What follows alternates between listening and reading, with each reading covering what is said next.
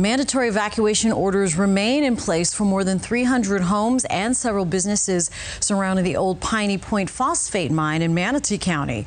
Crews continue to work around the clock to prevent a potential catastrophic flood. Wendy Lane from her sister station in Tampa has the latest on this state of emergency. The problem remains very concerning and very dangerous still today. Now, we just learned that there was a second possible breach overnight and that workers were evacuated from the area.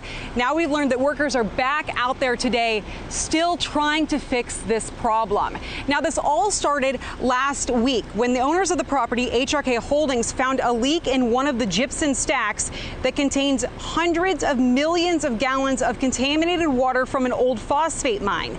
In order to try and prevent a total collapse of the stack that would flood the surrounding homes and businesses, the Florida Department of Environmental Protection is pumping water out of the stack and into Tampa Bay.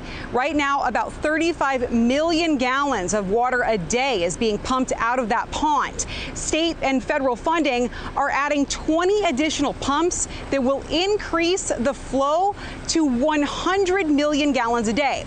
Congressman Vern Buchanan was at a press conference today and gave his concerns about this. Enough's enough.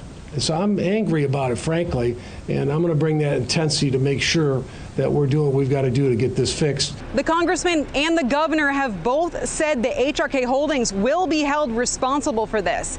As for the leak, federal and state funding has allowed drones to fly over and monitor the area 24/7.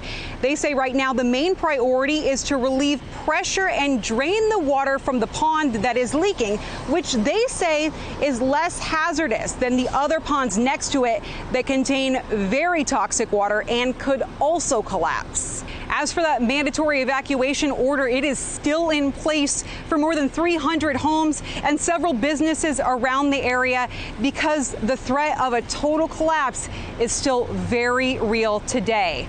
In Manatee County, I'm Wendy Lane reporting.